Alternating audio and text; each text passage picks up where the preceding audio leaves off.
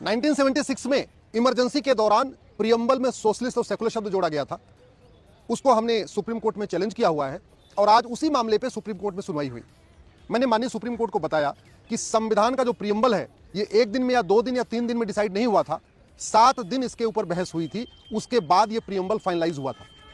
मैंने माननीय supreme court को ये भी बताया कि जब ये संविधान का प्रियम्बल चर्चा हो रही थी, जब इसके ऊपर डिस्कशन हो रहा था, तो बाकायदा प्रस्ताव आया था इसमें सेकुलर शब्द जोड़ने के लिए, लेकिन संविधान सभा ने रिजेक्ट कर दिया था। एक बार प्रस्ताव आया कि इसमें सोशलिस्ट जोड़ा जाए, एक बार प्रस्ताव आया इसमें फेडरल जोड़ा जाए, एक बार प्रस्ताव आया इसमें सेकुलर जोड़ा जाए, लेकिन वो सारे प्रस्ताव खारिज कर दिए गए थे संविधान सभा के जरिए। और 1976 में जब 2 नवंबर 1976 को ये संविधान में जोड़ा गया है, उस समय देश में आपातकाल लगा हुआ था। सारे लीडर ऑफ अपोजिशन या तो जेल में थे या तो विदेश चले गए थे डर के मारे। मीडिया का बिजली पानी का कनेक्शन कटा हुआ था और उस समय बिना किसी चर्चा के इसको पास कर दिया गया। मैंने माननीय सुप्रीम कोर्ट को यह भी बताया है कि जो लोकसभा का कार्यकाल था वो 5 साल का, वो मार्च 76 में पूरा हो गया था और ये जो प्रियम्बल बदला गया है ये नवंबर 76 में बदला गया, यानी 8 महीने के बाद। तो ये भी सवाल उठता है कि इमरजेंसी के दौरान, और वो भी जब लोकसभा का कार्यकाल पूरा हो गया है, क्या उस समय संविधान में बदलाव किया जा सकता है, और वो भी संविधान की प्रियम्बल में, जो संविधान का बेसिक स्ट्रक्चर है, जो संविधान का बेसिक फीचर है। मैंने माननीय सुप्रीम कोर्ट से यह भी कहा है कि अगर प्रियम्बल में छेड़छाड़ की परमिशन दे दी गई, संविधान प्रियम्बल में इस तरीके जो जोड़ा गया, इसको लीगलाइज किया गया, तो कल को फिर घटाने की भी परमिशन मिलेगी, फिर तो लोग घटा भी सकते हैं। बड़ी सीधी सी बात है। इंदिरा गांधी जी का जो इलेक्शन था उसको हाई कोर्ट ने रद्द किया। इंदिरा गांधी जी उसके खिलाफ हाई कोर्ट के फैसले के खिलाफ आई सुप्रीम कोर्ट में आई। सुप्रीम कोर्ट में 24 जून 75 को सुप्रीम कोर्ट ने कहा ठीक है आप कार्यवाहक प्रधानमंत्री बने रहिए, लेकिन आप कोई महत्वपूर्ण डिसीजन नहीं ले पाएंगे। अगर आप इंदिरा गांधी जी की जो कंडीशन थी वो लगभग वही कंडीशन थी जो केजरीवाल जी को जमानत देते समय दी गई। जैसे सुप्रीम कोर्ट ने जब केजरीवाल जी को जमानत दिया तो लिखा था कि आप ऑफिस नहीं जाएंगे, कोई महत्वपूर्ण डिसीजन नहीं ले पाएंगे, किसी महत्वपूर्ण फाइल पे साइन नहीं कर पाएंगे। लगभग same terms condition Indira Gandhi ji के लिए 1975 में जब 24 जून 75 को सुप्रीम कोर्ट ने उनको कहा था ठीक है आप कार्यवाहक प्रधानमंत्री बने रहिए, उस समय भी यही कंडीशन सेट किया था, आप ऑफिस नहीं जाएंगी, कोई महत्वपूर्ण डिसीजन नहीं लेंगी, आप कोई जो है सैलरी नहीं लेंगी, इतना तक कह दिया था। आप जरा सोचिए 24 जून 1975 को, और उसी से गुस्सा होके रात में ये तैयारी कर ली गई और अगले दिन 25 जून 75 को इमरजेंसी लग गई।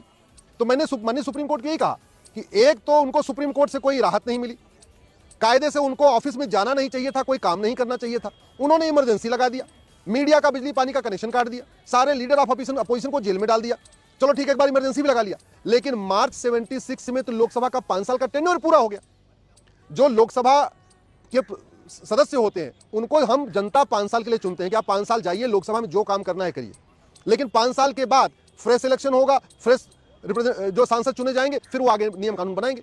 हमारा ये कहना है कि इमरजेंसी के दौरान जब लोकसभा का टेन्योर एक्सटेंड खत्म हो चुका था, उस समय सरकार एक कार्यवाहक सरकार थी, केवल काम चलाऊ सरकार थी, केवल काम जो मिनिमम जो चीजें होती उनको करने के लिए थी। ना उस समय सरकार के पास कोई कानून बनाने की शक्ति थी, ना और संविधान को बदलने की शक्ति तो बिल्कुल भी नहीं थी। दोबारा फिर से अगले सोमवार के लिए इस पे सुनवाई टल गई है। मैं आशा करता हूं कि माननीय सुप्रीम कोर्ट इस फैक्ट्स को देखेगा। एक बात मैंने माननीय सुप्रीम कोर्ट से ये भी कहा है कि मैं सेकुलरिज्म के खिलाफ नहीं हूं, मैं सोशलिज्म के खिलाफ नहीं हूं। भारत के लोग तो स्वभाव से ही सेकुलर होते हैं, स्वभाव से ही पंथ निरपेक्ष होते हैं, स्वभाव से ही वो सबको एक समान मानते हैं। और वैसे भी सेकुलरिज्म अगर जोड़ना होता तो संविधान निर्माता जब उस वक्त 3 बार प्रस्ताव आया तो एक्सेप्ट कर लेते। डॉक्टर अंबेडकर ने इसका विरोध किया, अलादी कृष्ण अय्यर ने विरोध किया, बहुत सारे लोगों ने इसका विरोध किया, तो उस समय नहीं आया और फिर 76 में जोड़ दिया। मैंने माननीय सुप्रीम कोर्ट से भी कहा है कि प्रियम्बल में जो जोड़ा गया सोशलिस्ट और सेकुलर वो 76 में, लेकिन प्रियम्बल में जो डेट पड़ी है वो आज भी 26 नवंबर 1949 पड़ी है, डेट तक नहीं बदली गई है।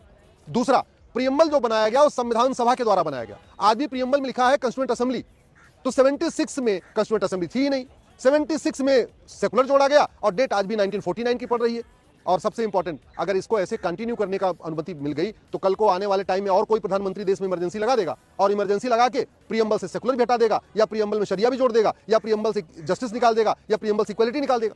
अगर इस तरीके से प्रियम्बल से छेड़छाड़ करने की परमिशन मिली तो आने वाले टाइम में अच्छा नहीं है। अगर और खासतौर पर ऐसे प्रधानमंत्री को संविधान बदलने की अनुमति मिल गई जिसका ऑलरेडी इलेक्शन खारिज हो चुका था हाई कोर्ट से, जिसको सुप्रीम कोर्ट ने कहा था कि आप ऑफिस नहीं जा सकते, आप कोई महत्वपूर्ण काम कर नहीं ले सकते। अगर इंदिरा जी के द्वारा इस तरीके से इलीगली ये जो काम किया गया, इसको लीगलाइज कर दिया गया, इसको नहीं बदला गया, तो ये फ्यूचर के लिए अच्छा नहीं होगा। माननीय सुप्रीम कोर्ट के सामने आज मैंने एक सप्लीमेंट्री एफिडेविट फाइल किया है। इसमें हमने 15 क्वेश्चन ऑफ लॉ फ्रेम किए हैं, 15 हमने कॉन्स्टिट्यूशनल क्वेश्चन फ्रेम किए हैं। माननीय सुप्रीम कोर्ट से ये भी कहा है ये मामला बड़ी बेंच को भेजिए, लार्जर बेंच को भेजिए, क्योंकि ये कॉन्स्टिट्यूशनल क्वेश्चंस हैं तो इसको कॉन्स्टिट्यूशन बेंच ही इसका रिस्पॉन्स कर सकती है। और इसके लिए कॉन्स्टिट्यूशन बेंच का गठन होना चाहिए, वो इस पे सुनवाई करे तो ज़्यादा अच्छा है। अब अगले सोमवार को क्या होगा देखते हैं।